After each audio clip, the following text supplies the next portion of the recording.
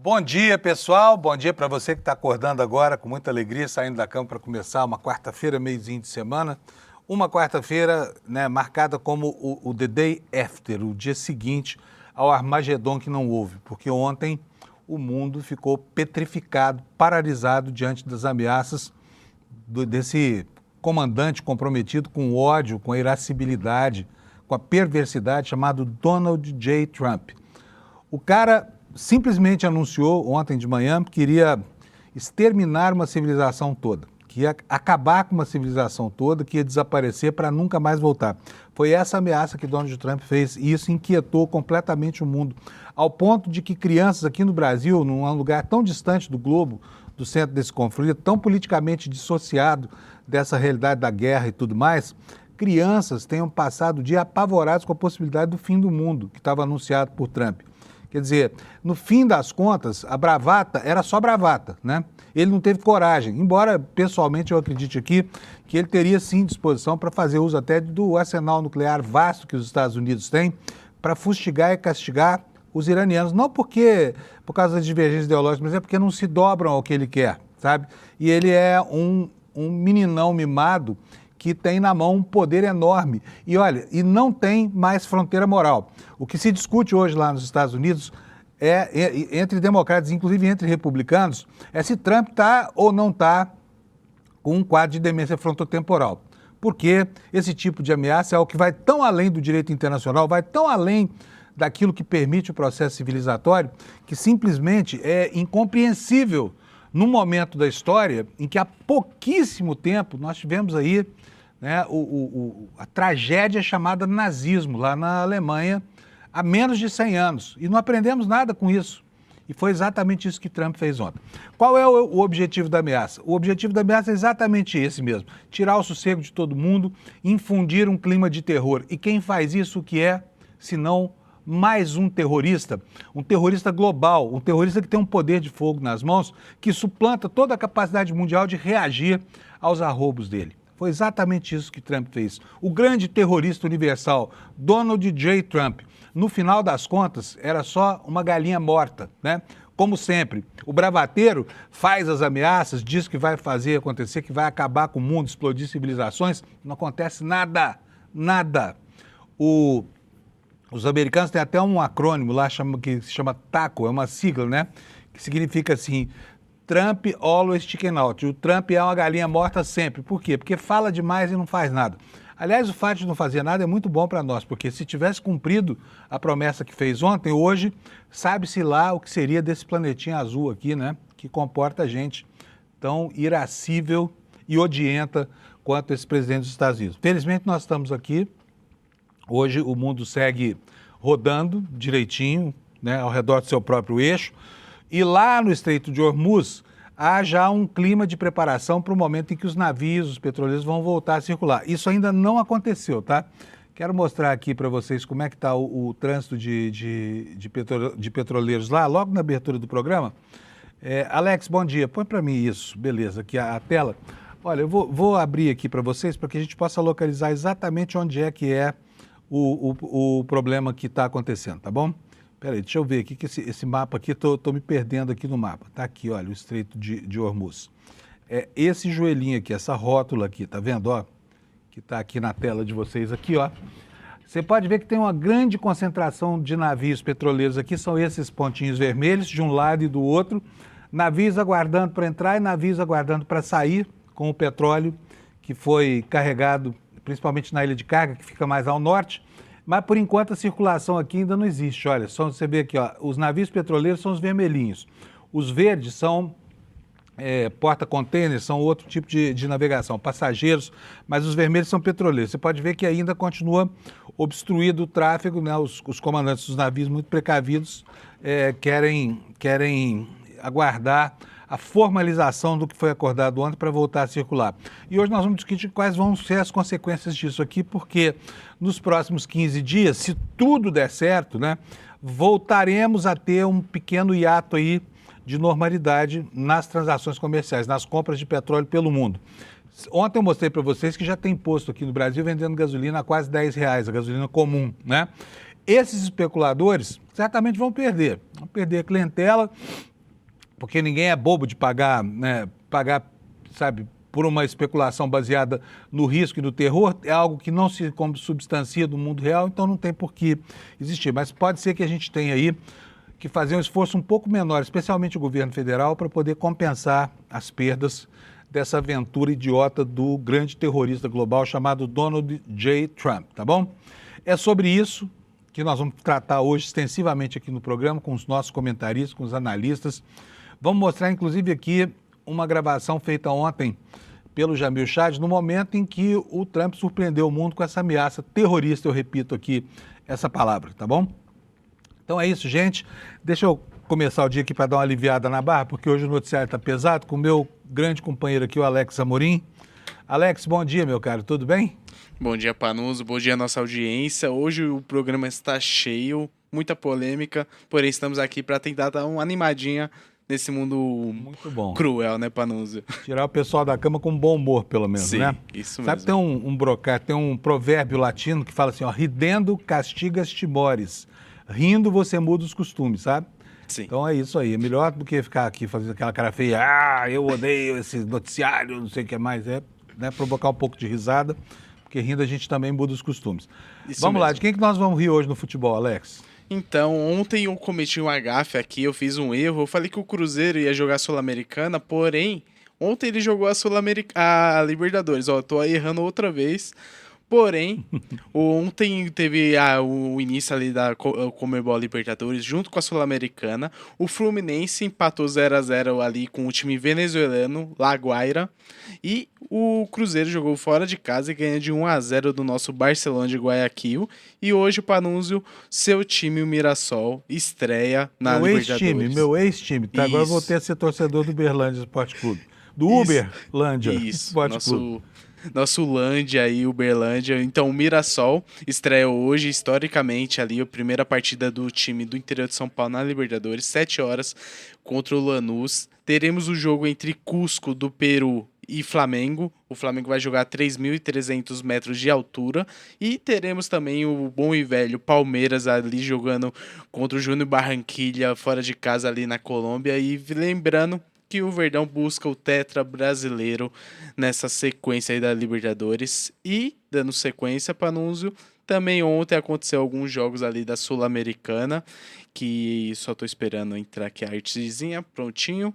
O Vasco ficou no 0-0 contra o Barracas, que é da Argentina, e o São Paulo, com o golaço do Bobadilla, ganhou do Boston River de 1-0, Panúzio. Muito bom, Alex. Era isso para hoje, então?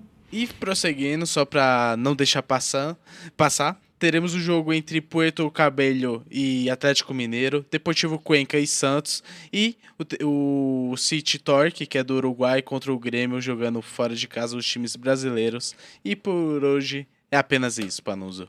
Beleza, maravilha, foi bom. Vamos um abração, nessa. Alex. Obrigado para você, viu? O Alex segue aqui como nosso diretor de TV aqui, cortando as câmeras pra gente, né? Então, vamos aqui para a meteorologia, para você saber como é que vai ser o tempo do seu estado. Tá, como eu falei ontem aqui, um outono chuvoso, né? Tá chovendo em grande parte do país hoje, só não vai chover aqui nessa região aqui do interior da Bahia. O resto chove em tudo quanto é lugar. E eu vou já, isto posto, passar aqui a previsão das temperaturas máximas e mínimas nas capitais. Porto Alegre vai ter 24 graus de máxima, Florianópolis com nuvens e chuva isolada 28. Em Curitiba, chuvinha isolada 26 graus. Aqui em São Paulo não deve chover, máxima de 31, dia quente. No Rio de Janeiro, mais quente ainda, com 34, sem chuva. Vitória, possibilidade de chuva isolada com 33 graus. Em Belo Horizonte, máxima de 32, dia sem sol. Goiânia e Brasília também não deve chover, tá? Brasília vai ter muitas nuvens com 30 graus e Goiânia com 31. Campo Grande terá 30 graus de máxima. Cuiabá, nuvens e pancadas de chuva isoladas com 34 graus, chuva nas duas capitais. Porto Velho, máxima de 32, Rio Branco 32 também, Manaus 33, Boa Vista, Roraima 34 graus, em Macapá 31, Belém do Pará 32, Palmas do Tocantins 31. Em São Luís do Maranhão nós teremos 29 graus Celsius, chove, viu gente? Tudo quanto é lugar, tá? Em Teresina também 29, Fortaleza 30, em Natal 28, João Pessoa também 28 no Recife, Em Maceió, 31, em Aracaju, 30 e, finalmente, Salvador, 31 graus Celsius. Isso aqui vai ser o tempo e as temperaturas no Brasil de hoje, tá bom? Então vamos dar uma olhadinha agora no site do ICL, vamos? Para a gente ver quais são as novidades aqui. Obviamente que a manchete está cantada, né? Você já sabe, olha aqui, ó. Irã aceitou navegação pelo Estreito de Hormuz por 2 semanas se os ataques cessarem, né? Houve um acordo de 10 pontos que no começo havia sido negado tanto pelos iranianos quanto pelos norte-americanos, foi o que orientou esse recuo do terrorista Donald Trump 90 minutos antes do momento que ele havia estabelecido como deadline para acabar com a civilização persa, acabar com uma das civilizações mais antigas do planeta, 6 mil anos de cultura, para nunca mais, hein? Para nunca mais.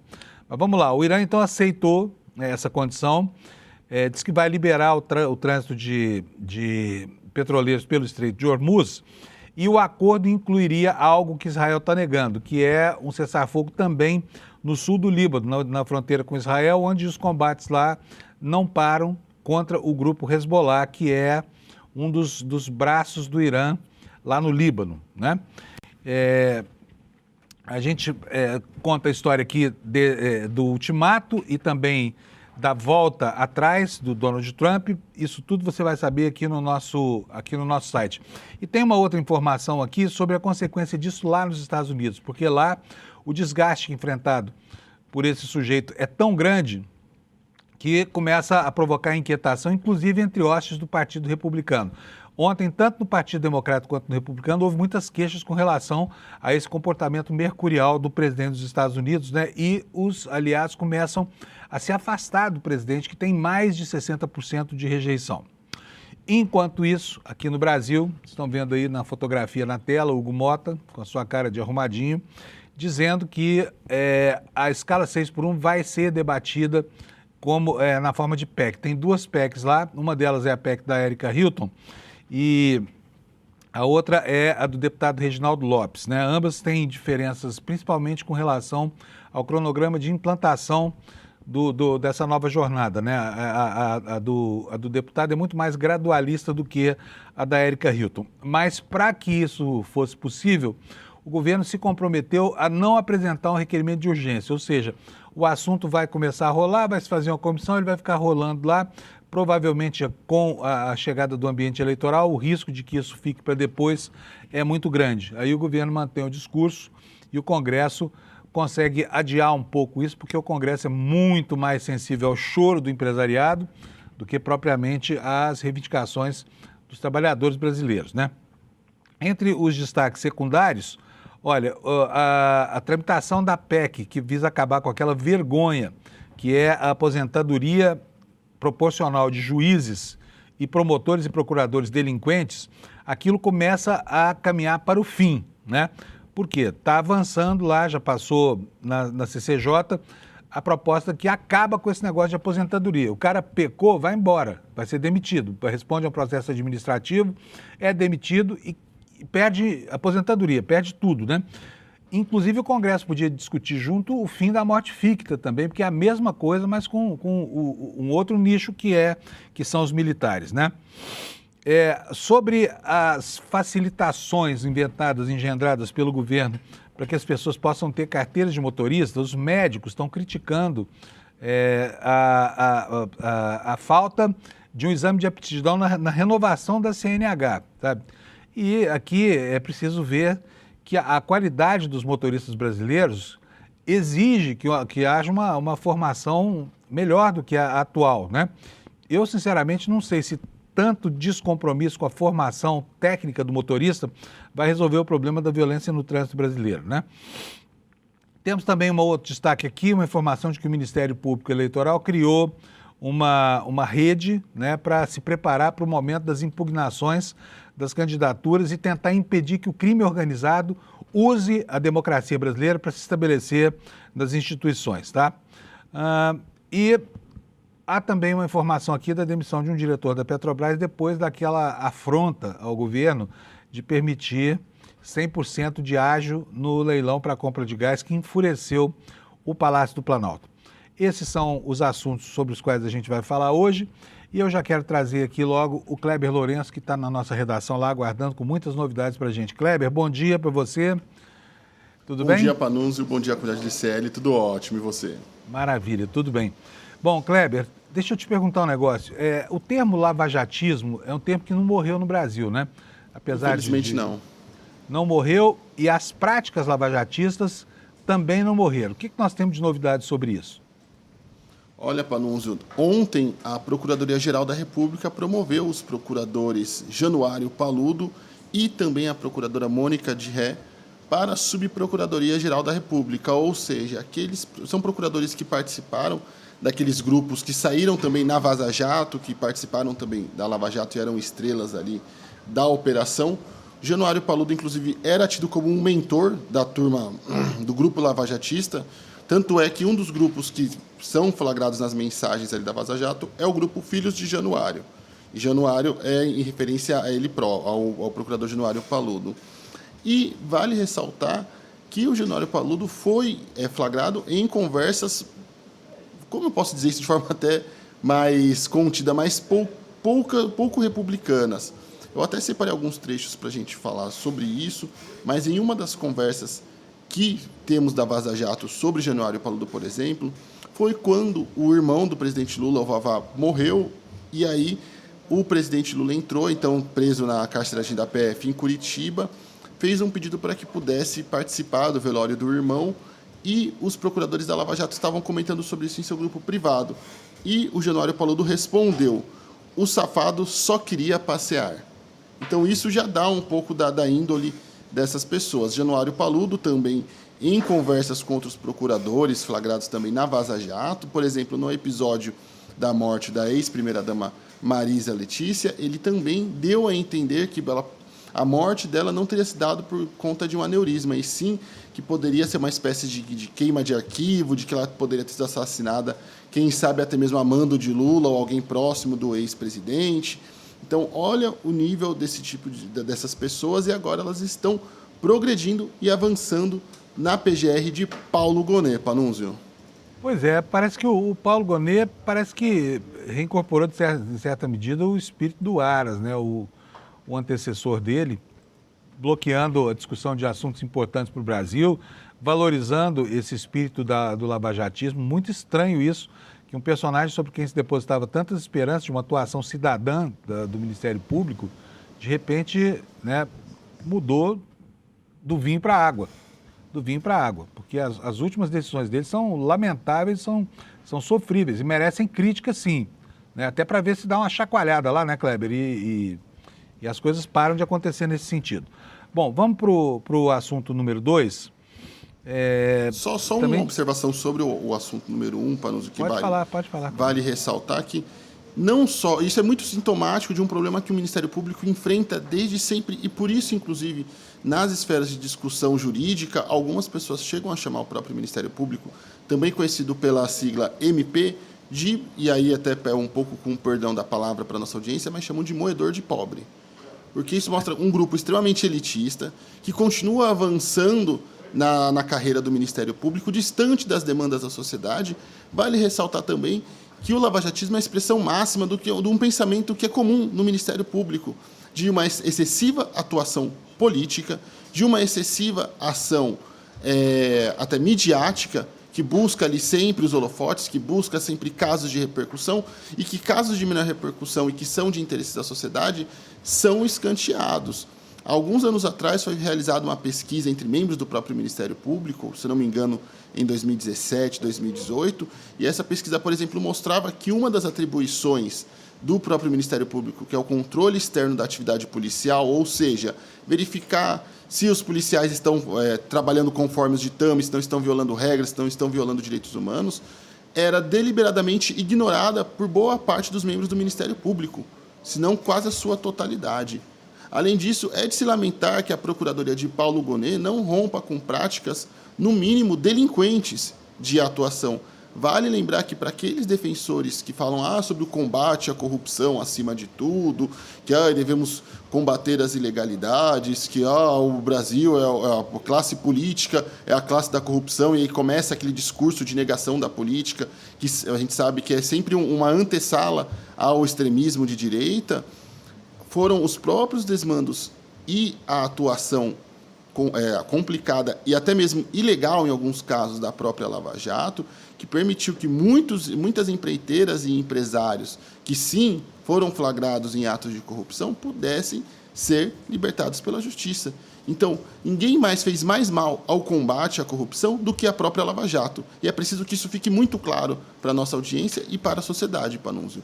É lamentável, mais uma vez, que Paulo Gonet repita isso, que dê chancela. Não é a primeira vez que a gente vê isso acontecendo dentro da gestão de Paulo Gonet, que foi reconduzido pelo presidente Lula.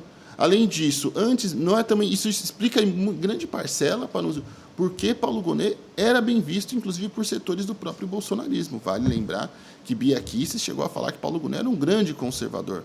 Paulo Gonet, inclusive, atuou no começo desse século, desse milênio, no início dos anos 2000, também ali na Comissão da Verdade, atuou em favor dos algozes da ditadura, dos militares ali da ditadura militar, teve uma atuação favorável a eles. Ele também já se manifestou contra cotas raciais, então é uma pessoa extremamente problemática, extremamente contrária aos ideais de modernidade de um país que planeja ser o país do futuro e que segue ali promovendo esse tipo de desmando e de desagrado para a sociedade brasileira. Sabe, é inadmissível que nós tenhamos na Subprocuradoria-Geral da República, um cargo de extrema importância, uma pessoa, por exemplo, que diante da morte de uma pessoa, de um ente querido, de um apenado, na ocasião era o então ex-presidente Lula, vem se referir a ele de forma jocosa, falar, o safado só queria passear.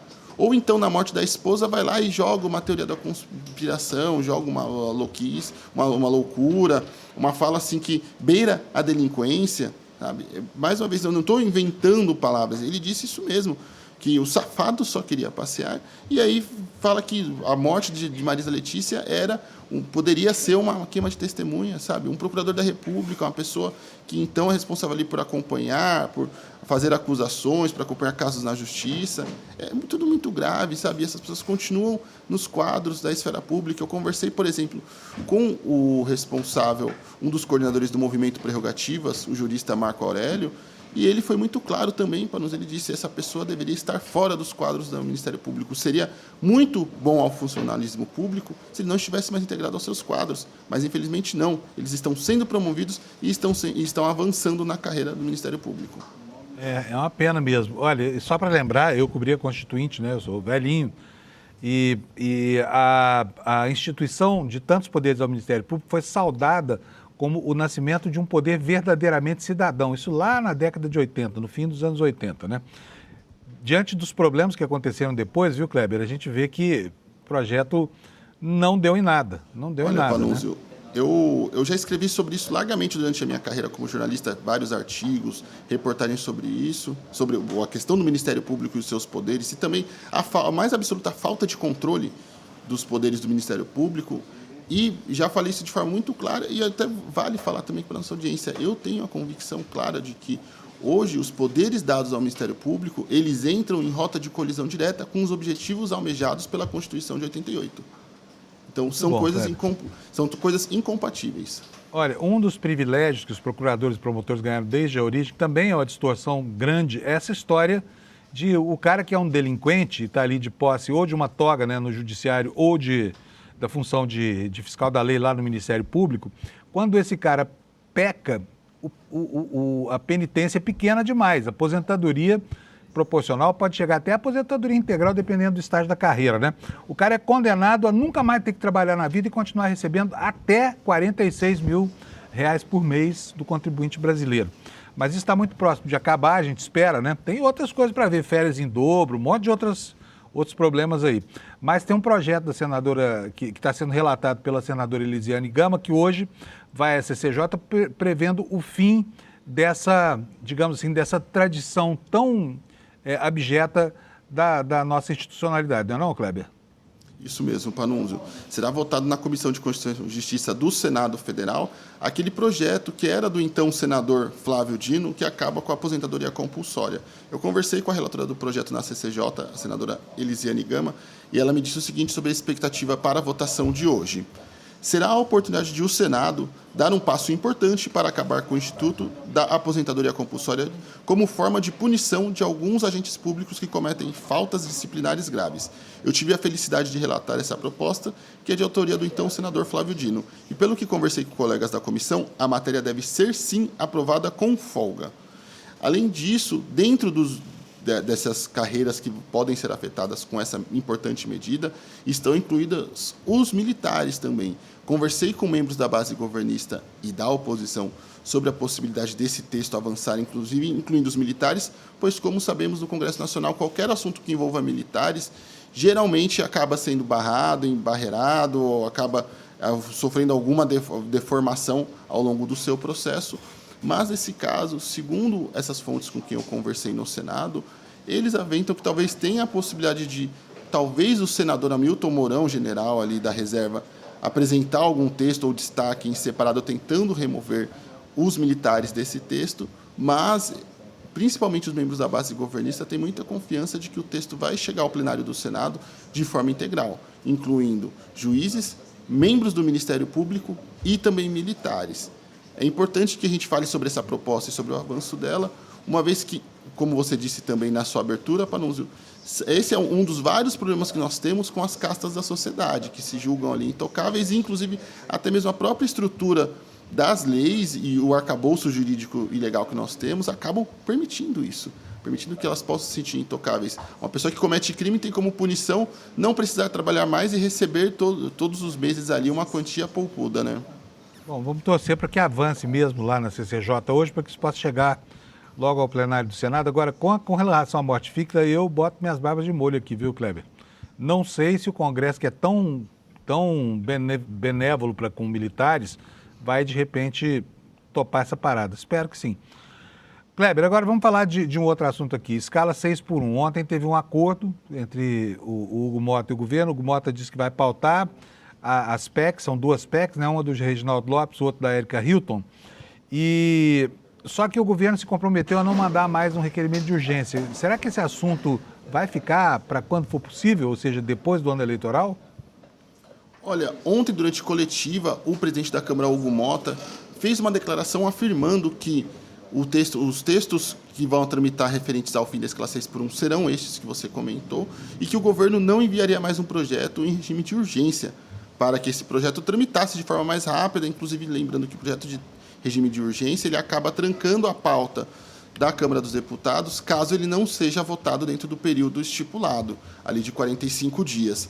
Mas acontece que isso, conversando com algumas fontes no Palácio do Planalto, também na articulação política, não seria totalmente verdade.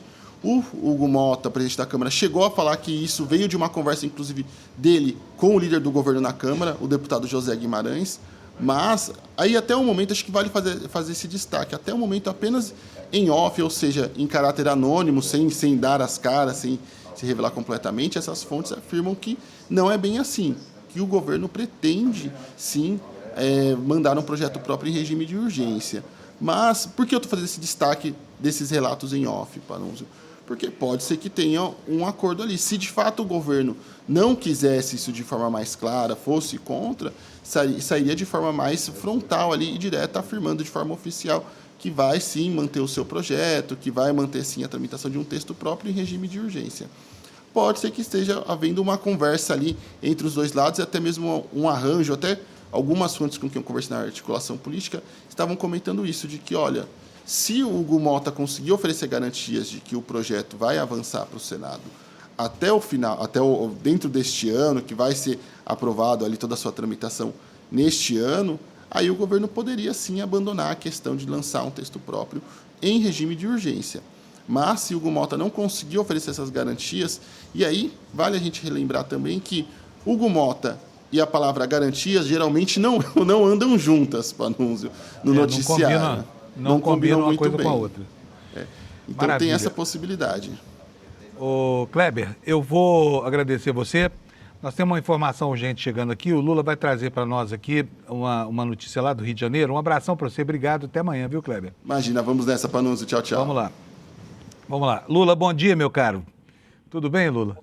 Bom dia, Fábio, como está? Estou aqui em Brasília, mas vamos falar de Rio de Janeiro, onde um incêndio destrói, nesse momento, o velódromo do Rio de Janeiro, um dos principais equipamentos do legado olímpico do Rio de Janeiro, onde foram sediadas todas as competições de ciclismo. O velódromo do Rio de Janeiro atende hoje a 4.000 pessoas, crianças acima de 6 anos, para aulas de judô, jiu-jitsu, balé, ciclismo também, outras competições. Ficou como legado e está praticamente destruído em toda a sua cobertura por um incêndio que começou por volta de 4h15 da manhã e está mobilizando bombeiros de 6 quartéis do Rio de Janeiro nesse momento.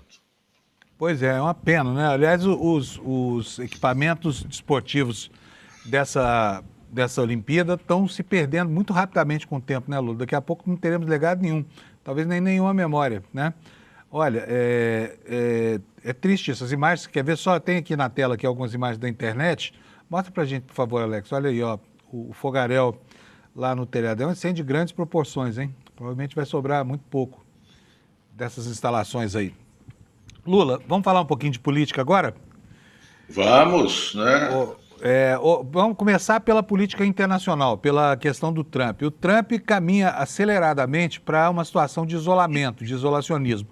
Ontem, depois da ameaça dele do Armagedon, do apocalipse que ele programou para as 8 horas da noite, horário da Costa Leste, o mundo já começava a discutir, inclusive dentro das rochas do Partido Republicano, se ele está realmente com demência frontotemporal ou não. O comportamento dele inspira tudo isso. E na internet hoje você tem uma miríade de especialistas aí, neurologistas, cuidadores de idosos e tudo mais, dizendo que os sintomas são muito claros. Será que isso é que leva ele a ter esse tipo de atitude de ontem, uma atitude que ele se coloca como o grande terrorista a assustar a humanidade, Lula? Fábio, ficou claro com o que aconteceu ontem, mais um recuo de Donald Trump nas suas bravatas que vêm se tornando comuns, que ele é o Trump sempre amarela, ou da sigla em inglês é o taco, né? Trump always chickens out, né? E o que aconteceu? Os Estados Unidos recuaram. Os Estados Unidos perderam a guerra.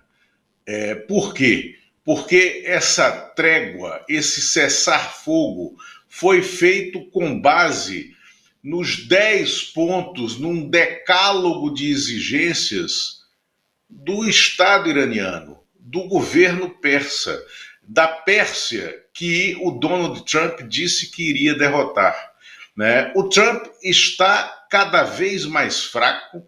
Ontem à noite, as TVs americanas, furando vários comunicadores de TV dos Estados Unidos, furaram a bolha de censura que vinha surgindo na mídia americana e já cobraram diretamente a intervenção no governo americano, invocaram o uso da 25ª emenda da Constituição americana, a 25ª emenda do governo da Constituição americana, que passou a vigorar em 1969, foi confirmada em 69, e que prevê a interdição de presidentes americanos quando eles se tornam claramente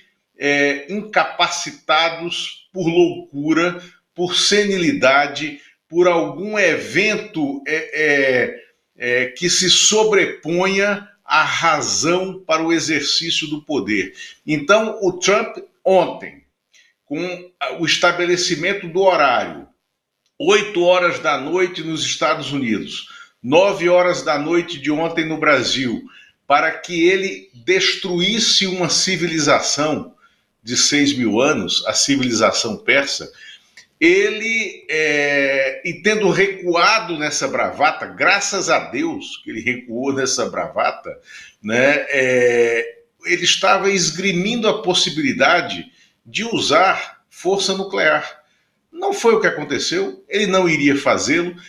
Dentro das próprias Forças Armadas norte-americanas, começaram assim surgir personagens que estão querendo fazer o bloqueio desse poder de apertar o botão do Donald Trump. Fábio, você lembra aqui que no início dessa guerra, nós conversávamos aqui no Desperta que era necessário ocorrer uma Operação Valquíria nos Estados Unidos, e é o que está acontecendo agora. O que foi a Operação Valquíria? Foi uma conspiração nascida dentro das Forças Armadas alemãs durante a Segunda Guerra, quando o Adolf Hitler ainda estava na escalada de ascensão para tentar tomar o controle de toda a Europa, antes da invasão no front russo, que acabou por derrotá-lo, né? A Operação Valquíria foi uma tentativa mal sucedida de os próprios militares controlarem o Donald Trump. Agora, o que fica aqui para o Brasil, Fábio, e eu até queria te ouvir sobre isso, é que nós temos ventrílocos da loucura do Donald Trump tentando chegar ao poder no Brasil. O Flávio Bolsonaro, que é o mais marcante, que tem o seu porta-voz em território americano, que é o tresloucado irmão dele, o Eduardo Bolsonaro, e o Ronaldo Caiado, candidato do PSD, que fez uma pantomima, né, assinou um decreto inconstitucional, irreal, de concessão, né, das áreas onde contém terras raras, onde estão contidas terras raras em território goiano, né, para exploração de empresas norte-americanas. Ele não pode fazer isso. Por que é inconstitucional? Porque as riquezas minerais, o subsolo do Brasil pertence à União e só pode ser explorado a partir de concessão da União. Pois é, olha, o cenário é absolutamente aterrador, que tem gente aqui no Brasil insana ao ponto de transformar em bandeiras suas pessoais, né, as loucuras de um sujeito que pode estar, assim, com a sua cognição comprometida. Esse é um debate que está acontecendo lá nos Estados Unidos. E a propósito disso, Lula, nunca é demais a gente lembrar as pessoas que esse quadro de demência frontotemporal é um argumento político muito forte que vem sendo usado exaustivamente ao longo da vida institucional americana. Basta lembrar que na campanha presidencial mesmo, o Trump se referia ao Biden como Sleepy Joe, o João Dorminhoco, né? E dizendo que o adversário que acabou deixando a candidatura porque estava sem condições cognitivas para continuar. Então esse é um argumento, demência frontotemporal, a idade, né, dos homens mais importantes da vida política dos Estados Unidos. Isso sim é uma preocupação concreta hoje no ambiente dos democratas e também dos republicanos, né? E inclusive com ganchos dentro das Forças Armadas, né? Se não de contestação, de confrontação, pelo menos de alerta. Mas nós vimos outro dia um sintoma claro desse tipo de comprometimento quando o presidente dos Estados Unidos demitiu o chefe das Forças Armadas norte-americanas, né? Possivelmente por conta de negativas aí de participar de projetos que são completamente sem pé nem cabeça. Agora, vamos falar desses caras aqui do Brasil. Você falou muito bem, Caiado aí entregando as terras raras lá de Minasul, cidade que, aliás, vai entrar para os estigmas brasileiros, porque era lá que se fazia a mineração do Arianto Crisotila. Agora Minasul volta ao noticiário por causa das terras raras, né, Lula? Exatamente. Minasul, que, aliás, tem como prefeito, né, se eu não me engano, é o Carlos Alberto Lereia, que foi, na época do mensalão, do primeiro governo Lula, o único parlamentar a expressamente declarar apoio ao personagem, né, Carlinhos Cachoeira. Não sei se vocês lembram daqueles episódios do Carlinhos Cachoeira no primeiro governo Lula, aquelas denúncias contra que eram manipulações da imprensa, sobretudo das revistas Veja, Época e Isto É, que existiam naquele momento, né? E o Minasul hoje é comandada por esse grupo político, né? Do Lereia. Bom, mas tirando isso, o que o Ronaldo Caiado fez?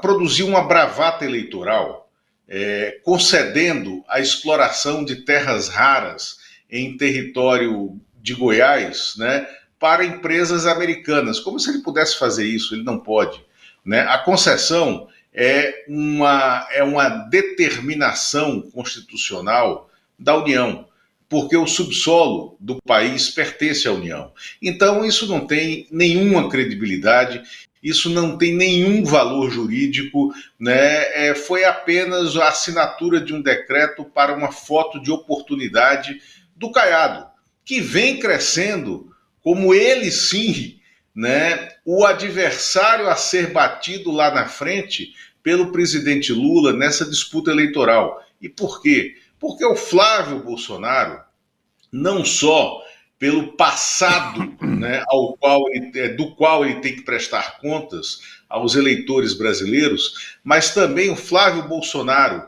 pela sua inconsequência e pela sua inaptidão para o exercício da política e de mandatos eletivos, ele começa a derreter nesse cenário de uma direita e extrema-direita conflagradas no país, né? E esses dois candidatos, Flávio Bolsonaro e Ronaldo Caiado, que miram o cenário extremista externo, Estados Unidos, o exemplo que não pode nunca ser seguido de políticas de segurança que, na verdade, são estratégias de extermínio do Bukele em El Salvador, eles têm que ser cobrados aqui no Brasil, na eleição que eles estão disputando, sobre quais são os seus projetos para o país, à luz de um mundo que está em conflito, à luz de um mundo que está há alguns anos já, e não apenas de agora e dessa guerra no Oriente Médio, iniciada pelo consórcio da morte do Donald Trump e do Benjamin Netanyahu, né, no conflito do Irã. Não, o mundo está todo conflagrado.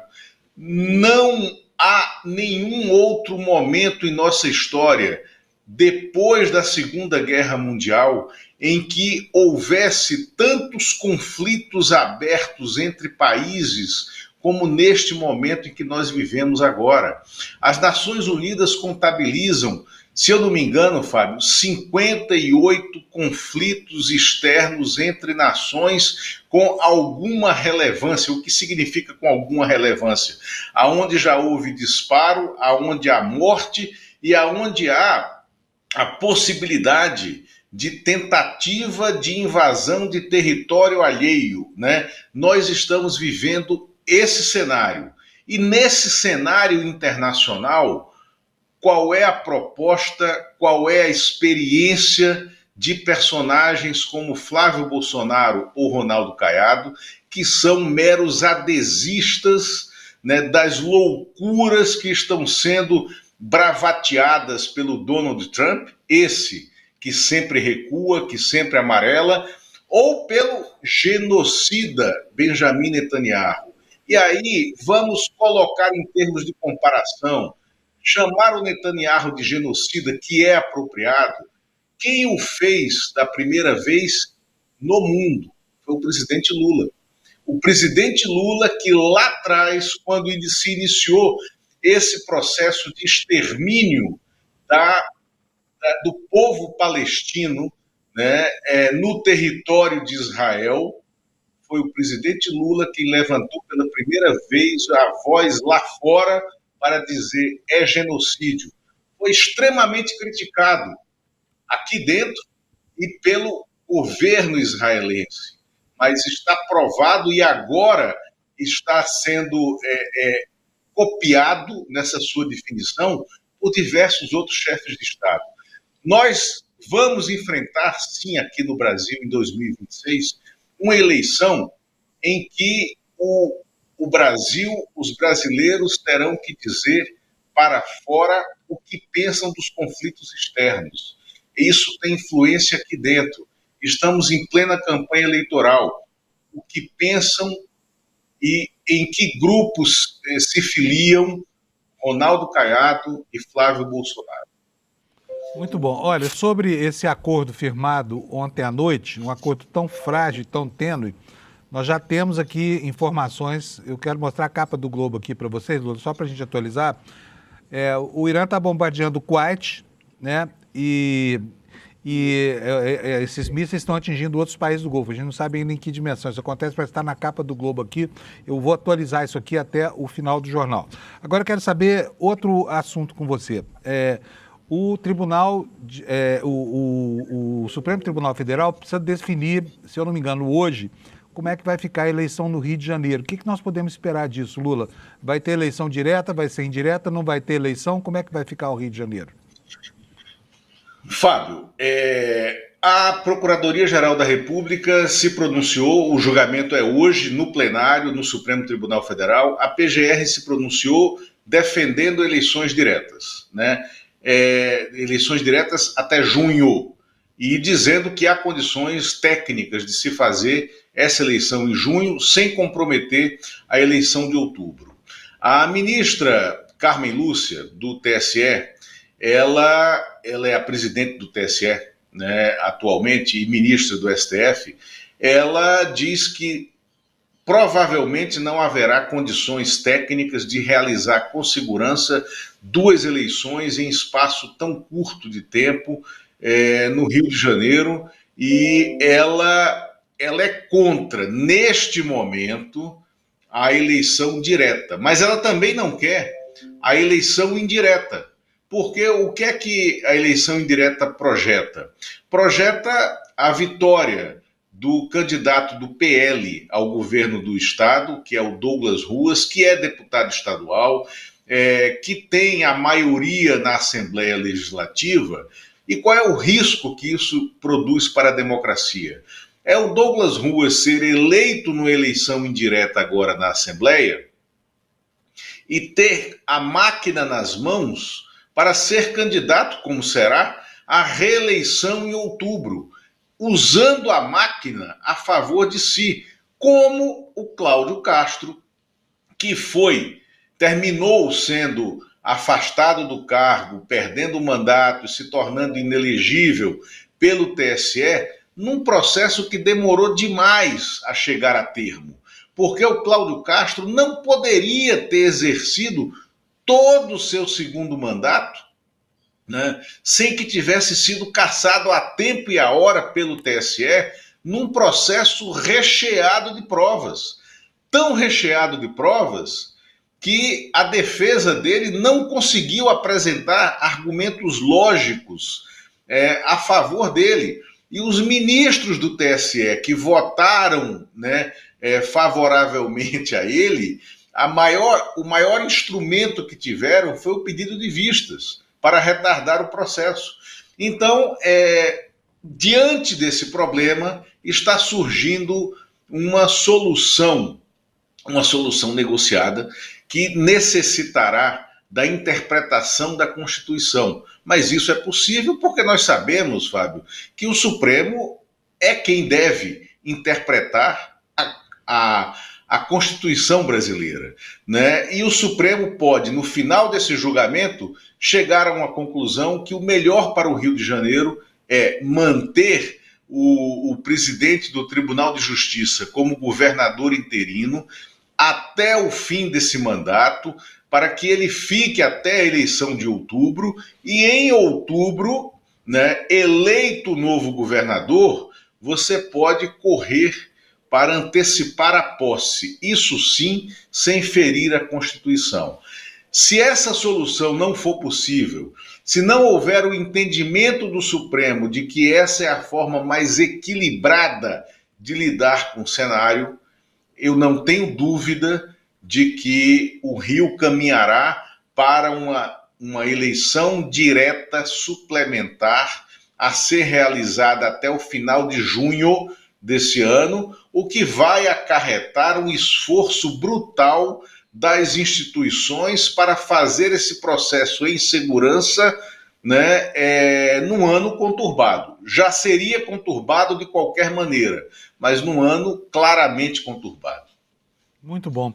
Olha, deixa eu fazer aqui uma comunicação importante.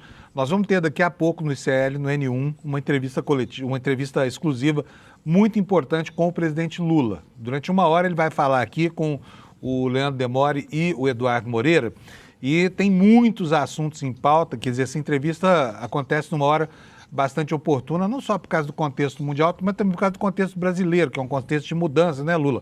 Rearticulação do Ministério, é o período enfim, de mandatos tampão à frente dos principais órgãos da República em face de um processo eleitoral que efetivamente já começou. E tem muitas coisas aí que a gente precisa perguntar ao presidente. Por exemplo, sobre articulação política, né, Lula? Porque o governo está sem articulação política desde que a Gleisi resolveu se desincompatibilizar, não é isso? Não, sem dúvida, Fábio.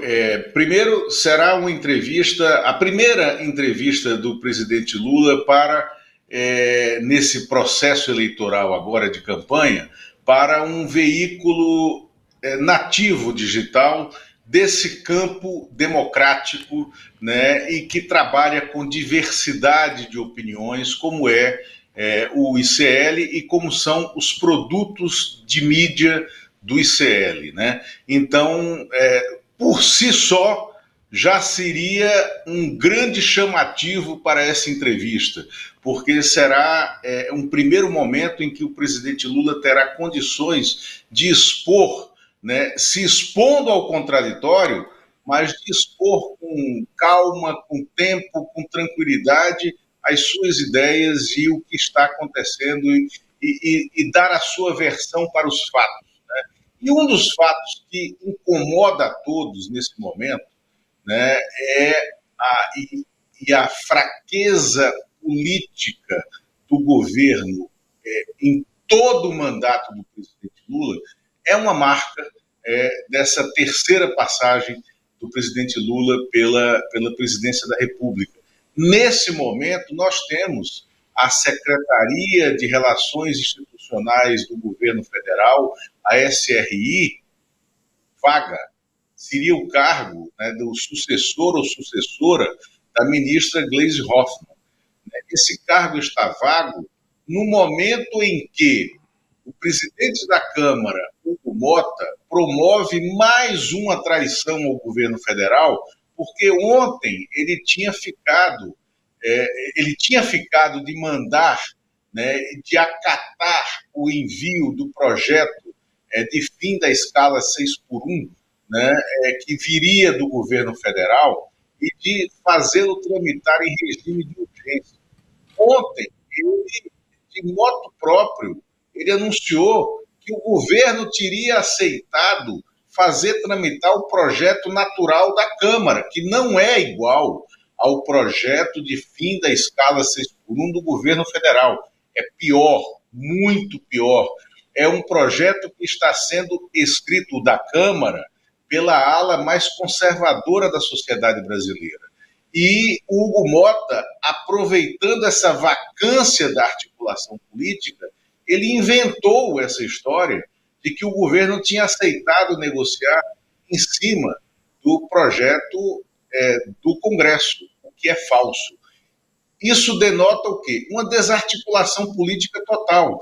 Desarticulação política que coloca em jogo também uma eleição que tem que acontecer na Câmara dos Deputados nos próximos dias e que é fundamental para o governo, que é a eleição do ministro do Tribunal de Contas da União, que deve ser indicado pela Câmara dos Deputados, né, pela ordem de preenchimento dos cargos do TCU, e que tem como principal concorrente do governo, da ala majoritária do Congresso Nacional, o deputado Odair Cunha, do PT de Minas Gerais. O PT nunca fez um ministro, a esquerda brasileira nunca fez um ministro do Tribunal de Contas da União. O que teve mais próximo disso foi a ex-ministra Ana Reis, mãe do ex-governador Eduardo Campos, mas a Ana Reis era política por acaso, né? Não era de uma tradição política pessoal, de família sim, mas pessoal não. Então o PT está face à primeira possibilidade real de eleger um ministro do Tribunal de Contas da União, nascido dentro do partido, da militância partidária, que é o deputado Odair Cunha. E nesse cenário, o governo precisa de articulação política. Não está tendo. As forças conservadoras, reacionárias do Congresso Nacional, que são muito grandes e unidas, estão aproveitando também esse momento para crescer nesse sentido. Então, há esse risco e, sem dúvida, esses são 2 pontos que serão colocados na entrevista de logo mais, Fábio. Muito bom, Lula. Olha, muito obrigado, bom dia para você. Vamos aguardar o que o presidente Lula vai falar para depois a gente poder repercutir. Com certeza será uma entrevista muito importante numa hora crucial, né, para a definição do futuro imediato, que é o futuro eleitoral. Um abração para você, Lula. E até sexta, né? Até lá. Tchau, valeu, Lula. Pessoal, bom, vamos aqui terminar o programa. Tem mais uns minutinhos aqui para mostrar para vocês. Está na capa do ICL agora, matéria, se eu não me engano, da Folha de São Paulo. Dados da Receita indicam pagamento de 40 milhões do Banco Master para quem? Para o escritório da mulher do ministro Alexandre de Moraes. Como é que se chegou a isso aqui? A CPI quebrou o sigilo das empresas do Vorcar, do Daniel Vorcar. O banqueiro estava lá, acharam 40 milhões em pagamentos feitos ao longo de 2024 para o escritório da Viviane Barsi. O escritório diz que o número está errado, que não é esse, mas isso está na declaração do imposto de renda dessas empresas do Daniel Vorcar, tá bom? Uma outra informação aí que vai repercutir no noticiário ao longo do dia de hoje, o ex-presidente da Câmara, Arthur Lira, né? Como o político gosta de jatinho, não, gente? O cara ganhou o mandato, ele já fica todo ouriçado, arrastando o rabo no chão de vontade de ter um jatinho. Que mania mais esquisita essa, não é não? Então aí, ó, o Lira, Arthur Lira, esse homem que a política deixou muito rico, comprou um jatinho de $1 milhão em sociedade com um empresário amigo dele lá. Tá na Folha de São Paulo hoje, vocês podem ver daqui a pouco, tá bom? E aqui, olha, tá no Estadão de São Paulo, eu falei que era Folha, mas é o Estadão, a informação sobre o contrato do Alexandre de Moraes, da mulher do Alexandre de Moraes, pelo banco do Daniel Vorcar, tá? E quero encerrar aqui com uma boa notícia, que eu não sei se vai perdurar ao longo do dia de hoje. Se essa informação acabar não se confirmando, não é culpa minha, vocês cobrem do Donald Trump, tá bom? Mas ontem o petróleo baixou de $100, o que é bom. Em função de quê? Daquele cessar-fogo, meia boca, que, como se viu, já começa a ser desrespeitado, porque hoje está chovendo de novo foguete lá em cima dos países do Oriente Médio, especialmente dos aliados dos Estados Unidos, tá? A Pax Romana do Trump não terá durado nem algumas horas. E assim, vou encerrando o jornal de hoje com 2 pedidos para você. Primeiro, fique na nossa audiência aqui para ver a entrevista com o Lula, que vai começar já no N1. O Demore e o Eduardo Moreira estão lá em Brasília, já estão lá no Palácio do Alvorada, se preparando para essa entrevista exclusiva de 1 hora do Lula aqui no ICL, tá bom? E eu quero também convidar vocês para assistirem no próximo domingo, dia 12, domingo agora, o documentário Vai para a China, Eduardo, que completa a trilogia de viagens do Eduardo Moreira ao longo de países que sofrem aí de estigmas, né? China, Cuba, Argentina. Ele foi conferir a realidade dos 3 e voltou de lá encantado com a questão da tecnologia que ele vai apresentar hoje, nesse documentário, hoje não, né? No dia 12, nesse documentário produzido e dirigido pela Ju Baroni, tá bom? É isso, pessoal. Bom dia para vocês, boa quarta-feira. Espero que vocês tenham um dia muito legal. Tá aqui a nossa audiência de hoje, 26 mil. Opa, a coisa foi boa aqui hoje, hein, Alex? Ó, 26.800 pessoas, você é uma delas. Eu agradeço muito a generosidade e o prestígio da sua audiência, tá bom? Espero te encontrar aqui amanhã, 7 da manhã de novo, para a gente continuar fazendo essa audiência bombar cada dia mais. Um abração, obrigado, bom dia e até amanhã. Tchau. Turma, olha só essas cenas do nosso documentário sobre a China. Bora conhecer uma das empresas de tecnologia mais bombadas da China? Vem comigo conhecer a Deep Robotics. Our robotic dog has many applications. They can entertain people, take care of old people by monitor his condition. They can help the people to prevent their home from stealing. The robot can patrol and inspect for a certain residential area or inside the factory to check if there are any potential fire is just happened.